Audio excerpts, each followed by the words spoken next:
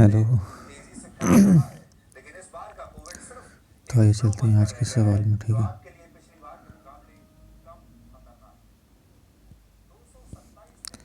कह रहा है किसी फैक्ट्री में काम की मात्रा 50% बढ़ जाए तो आदमियों की संख्या में कितने प्रतिशत की वृद्धि की जाए।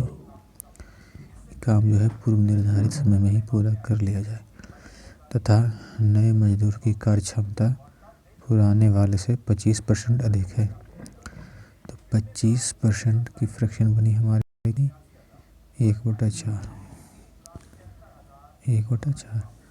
तो इसका मतलब है कि पुराने वाले के अगर 4 है तो उससे एक ज़्यादा नए वाले की 5 है। ये इसकी क्षमता है। तो हम ऐसा मान लेते हैं कि हमें जो टोटल हमें काम करना है वो 100 काम करना है। मान लेते हैं कि हम इसमें क्या है 100 चम्मच बनाने हैं। ठीक है, 100 चम्मच बनाने हैं और एक आदमी जो है उसकी क्षमता है क्या 4 चम्मच पर डे के हिसाब से उसकी एफिशिएंसी है। तो 4 चम्मच पर डे के हिसाब से 100 काम करेगा तो कितने आदमी की ज़रूरत पड़ेगी? 25 आदमियों की ज़रूरत पड़ेगी। ठीक है, तो यानी कि 25 आदमी जो है हर आदमी 4 चम्मच पर डे बनाएगा तो वो जो है 100 काम कर देगा। कह रहा है कि 50% कर रहा है कि काम में जो है 50% की वृद्धि हो गई। जो 100 चम्मच बनाने थे अब कितने बना रहे हैं? 150 चम्मच। ठीक है, तो इतना बढ़ गया। अब बोल रहा है कल बात करिए। अब बोल रहा है क्या कि 150 चम्मच बनाने हैं। तो क्या सवाल में ऐसा कहा है कि जो पुराने आदमी तो उम्र गए? नहीं, यानी पुराने वाले आज भी 100 ही चम्मच बनाएंगे 4 क्षमता के हिसाब से। ठीक है, 4 क्षमता के हिसाब से आज भी जो आदमी हैं वो 100 ही चम्मच बनाएंगे और शेष 50 चम्मच से कौन बनाएगा? तो ये बनाएगा नए वाले आदमी जिसकी क्षमता कितनी है 5। यानी 50 चम्मच बनाने हैं और हर आदमी की क्षमता 5 चम्मच पर डे के हिसाब से है। ठीक, कितना आदमी बनाएगा? तो इसका मतलब हो गया 10 आदमी। क्या कि आदमियों की संख्या में कितने परसेंट की वृद्धि की जाए। कितना आदमी बढ़ा? 10% बढ़ा। 10% बढ़ा 25 पे तो 100 पे कितना? 25 चौके यानी 10 के 40%। ठीक है,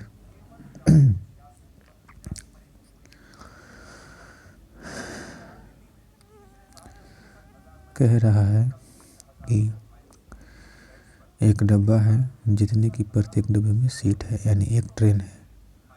ठीक है, एक ट्रेन में जितने डब्बे हैं उतने डब्बे में क्या है? प्रत्येक डब्बे में सीट है। जितने डब्बे हैं उतने जितने प्रत्येक डब्बे में सीट है। एक डिब्बे में 25 व्यक्ति हैं तथा उसकी क्षमता का 71.3/7% है। यानी ट्रेन की जो कैपेसिटी है इसकी 71.3/7% क्या है? आदमी इतना है 25 आदमी है। ठीक है, बैठा हुआ है। तो 71.3/7% की बात। तो कैपेसिटी कितनी आ गई? 25 5 35। यानी कि उस ट्रेन की जो एक ट्रेन की जो सीट की कैपेसिटी आ गई वो आ गई 35। यानी एक ट्रेन की सीट कितनी है? 25 है। ठीक है, जितने डब्बे हैं वो जितनी प्रत्येक डब्बे में सीट है उतने ही डब्बे हैं। यानी एक डिब्बे में 35 सीट है तो इसका मतलब कितने हैं? 35 बैगन है। ठीक है, तो टोटल सीट कितनी हो गई? तो टोटल सीट हो गई 35 × 35। भाई एक डिब्बे में 35 सीट है और ऐसी 35 बैगन है, 35 डिब्बे हैं तो हर डिब्बे में कितने हो जाएगी? 35 × 35 करें। यदि रहता है यानी रिक्त रहता है तो यानी एक डिब्बे में जो बैठने की कैपेसिटी है हमारा वो 100% है। तो उसमें से 20% खाली अगर रहेगा तो यानी आदमी बैठ कितना पे रहा है? 80% पे बैठ रहा है। तो 80% का फ्रैक्शन कितनी बनेगी, यानी कि अगर 1/5 खाली रह रहा है तो इसका मतलब है 4/5 पे आदमी बैठ रहा है, ठीक है। तो इसकी फ्रैक्शन कितनी बनेगी हमारी, 4/5। तो 5 7 35, 35 इंटू 4 140 इंटू 4 980, यानी कि 980 सीटें पर जो है आदमी यात्रा कर रहा है, ठीक है। ये हमारा इस सवाल का उत्तर हो जाएगा। तो यात्रियों की जो संख्या नहीं है 980। अब कह रहा है क्या, एक व्यक्ति 10 मिनट में 20 पंक्तियाँ टाइप करता है, ठीक है। यानी एक व्यक्ति जो है 20 पंक्ति जो है 20 लाइनें टाइप करता है तथा प्रत्येक पंक्ति में 8% खाली छोड़ता है। तो 8% का खाली छोड़ता है कि मतलब वो जो है 92% पे वर्क करता होगा, ठीक है। कितने मिनट में करता है, 10 मिनट में। तो 1 मिनट में कितने करता है, तो यानी बटे में 10। जब इसे काटेंगे तो ये आएगा हमारा 1 मिनट में 2 लाइन का 92% हमारा करता है, ठीक है, 1 मिनट में। अब बोल रहा है क्या कि पर मिनट, ठीक है। हाँ, बोल रहा है क्या, पंक्तियों वाले 23 पेजों को वह कितने समय में टाइप करेगा। यानी कि 40 लाइनें हैं टोटल, 23 पेजें हैं, ठीक है। 23 पेजें हैं तो बोल रहा है कितने मिनट में टाइप करेगा यदि अब वह पहले का 25% अतिरिक्त खाली छोड़ता है। देखिए ये टोटल हमारा 100 पे काम करता था और इस पे जो है 8% खाली छोड़ने, नहीं 8% नहीं 8। हम बोल रहा कि पहले का 25, यानी पहले का यानी पहले 8 खाली छोड़ता था, तो इसका 4/1/4 यानी कितना हो गया, 2। यानी कि 2 एक्स्ट्रा खाली छोड़ता है, कि मतलब क्या हुआ, यानी क्या हुआ 10% खाली छोड़ता है। अगर यदि वो 10% खाली छोड़ता है तो इसका मतलब हो गया कि वो जो है 90% पे वर्क कर रहा है, ठीक है। तो हमसे और 1 मिनट में ये कितना करता था, तो ये करता था 2 लाइन का 92, ठीक है, 92%। तो 23 चौके 92 यहाँ से आ जाएगा, ठीक है। ये 45 दूनी 90 आ जाएगा हमारा। तो कुल मिला करके हमारा आएगा 450 मिनट, ठीक है जी, 450 मिनट आएगा हमारा। उम्मीद करता हूँ आप लोगों को इतनी सारी चीज़ें समझ में, ठीक है। देखिए इसके ऊपर एक क्वेश्चन और हमारा रह गया था, उसे मैं पूरा करता हूँ, ठीक है। देखिए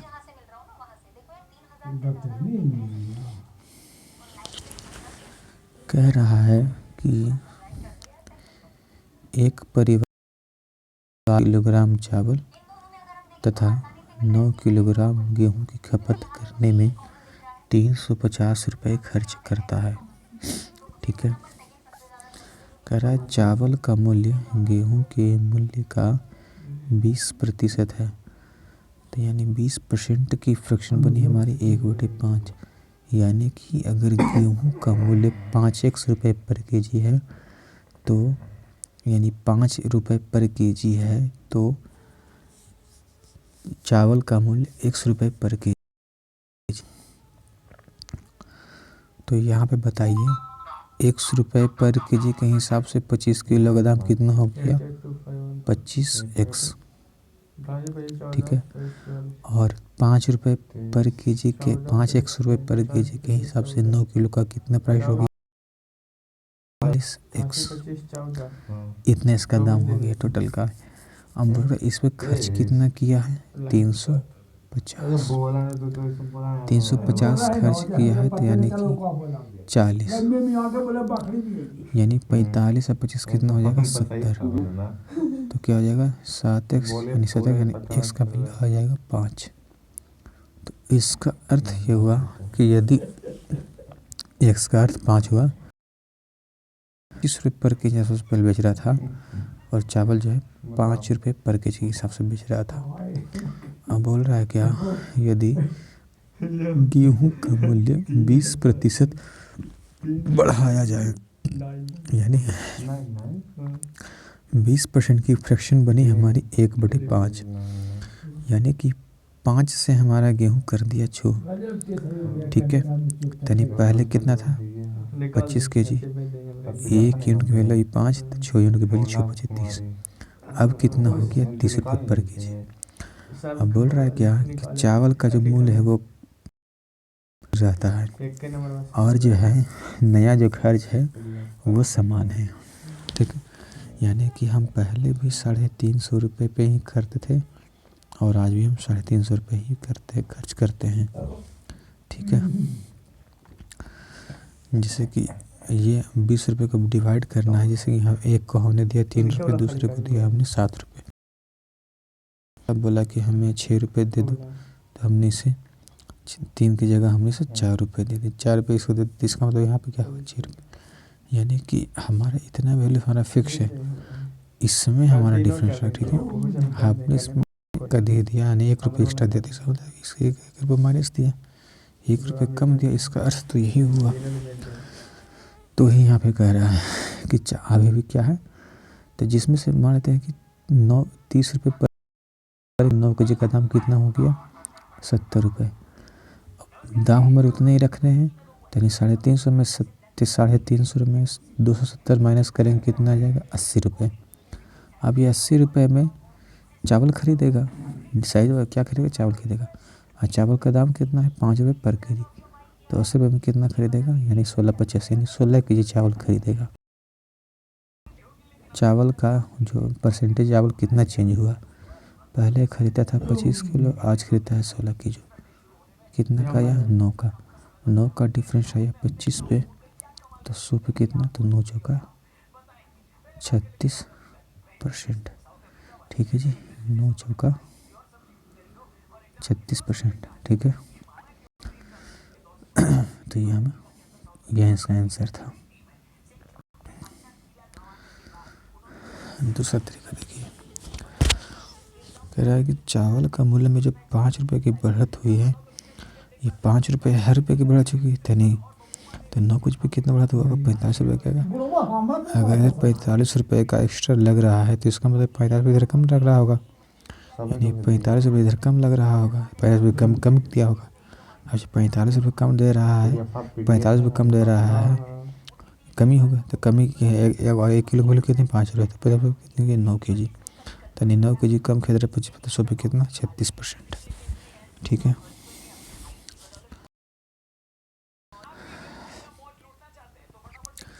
अब आइए एक बार जो है हम बेसिक जानकारी जान लेते हैं, ठीक है। देखिए परसेंटेज, अगर डिनोमिनेटर हो, अगर डिनोमिनेटर में 2 की पावर n या 5 की पावर m या 2 की पावर n इंटू 5 की पावर m हो, तब वो जो है हमारा टर्मिनेटिंग डेसिमल देगा, ठीक है। यानी अगर 7 की पावर 2/5 हो तो नीचे 2 की पावर जितनी रहेगी उतने अंक के बाद जो है हमारा दशमलव पड़ेगा। इधर 5 है तो 1 2 3 4 5, उसे अगर n की पावर 3 है तो यानी कि 0.123 के बाद हमारा दशमलव पड़ेगा, ठीक है। अगर मैं कहूँ कि 3/2 की पावर 6 इंटू 5 की पावर 4, तो हम क्या करेंगे, इसका 5 का स्क्वायर रेशनलाइज करेंगे, दोनों का पावर सेम लाएंगे तो क्या हो जाएगा 25 3 75 बटे इतना आ जाएगा, यानी 0.12345 तो इसका अर्थ यह हुआ कि अगर इस टाइप का सवाल आ जाए तो जिसके ऊपर जितना पावर रहेगा उतने अंक के बाद दशमलव पड़ेगा, ठीक है। समझ रहे हैं मेरी बात को, ठीक है।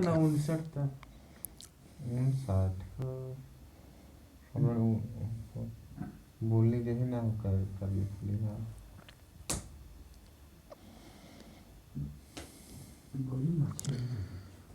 अब देखिए नॉन टर्मिनेटिंग यानी कैसा हो जो टर्मिनेट ना हो। ठीक है, देखिए यदि केवल 2 की पावर n या 5 की पावर m या 2 की पावर 5 की पावर m ना हो तो इसमें लगेगा हमारा नॉन टर्मिनेटिंग लगेगा। अगर 1/20 कर देंगे तो यानी 4 × 5 ये हमारा टर्मिनेट दे देगा रिजल्ट। ठीक है, क्योंकि यहाँ 2 भी 5 भी शामिल है। अगर हम यहाँ पे करेंगे 1/6 तो यहाँ 2 भी शामिल है, 3 भी शामिल है, ये हमारा नॉन टर्मिनेटिंग हो जाएगा हमारा। यहाँ पर केवल 2 या 5 होता तो ये टर्मिनेटिंग आ जाता। 1/15 क्या हो जाएगा हमारा, ये हमारा है 5 और 3 है तो हमारा नॉन टर्मिनेटिंग दे देगा। ठीक है, देखिए नॉन टर्मिनेटिंग मतलब हो गया कि वो चलता ही रहेगा। 1/3 होगा 0.33, 2/3 होगा 0.66, 1/6 हो जाएगा 0.166, 1/7 होगा 0.14, 1/9 0.11, 2/9 0.22, ये हो जाएगा 0.33, 1/12 0.0833, 1/11 0.09, 1/12 0.08, 1/15 0.66, 1/16 0.0625, 1/14 0.071। ठीक है, अगर दशमलव के बाद बार का प्रयोग हो तो उसका मतलब होगा रिपीटिशन। अगर दशमलव के पहले बार का प्रयोग हो तो उसका मतलब होगा क्या, नेगेटिव साइन में जाएगा। ठीक है,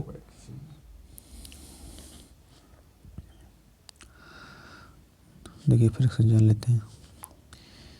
1/35 2 सही 6/7%, 5/6 83 सही 1/3%, 5/7 71 सही 3/7%, 4/7 57 सही 1/7%, 5/8 62 सही 1/2%, 3/8 37%, 1/50 2%, 1/40 2.5%, 1/30 3 सही 1/3%, 1/25 4%, 1/24 4 सही 1/6%, 1/20 5%, 1/19 5 सही 5/19%, 1/18 5 सही 5/9%, 1/17 5 सही 15/17%, 1/16 6 सही 1/4%, 1/15 6 सही 2/3%, 1/14 7 सही 1/7%, 1/13 7 सही 9/13%, 1/12 8 सही 1/3%, 1/11 9 सही 1/11%, 1/10 10%, 1/9 11 सही 1/9%, 1/8 12.5%, 1/7 14 सही 2/7%, 1/6 16 सही 2/3%, 1/5 20%, 1/4 25%, 1/3 33%, 1/2 50%। ठीक है, तो ये हमारे कुछ फ्रैक्शन थे। तो चलिए आज के लिए इतना ही रखते हैं, बाकी का अगले दिन देखेंगे। ठीक है, सो थैंक यू आप लोगों का।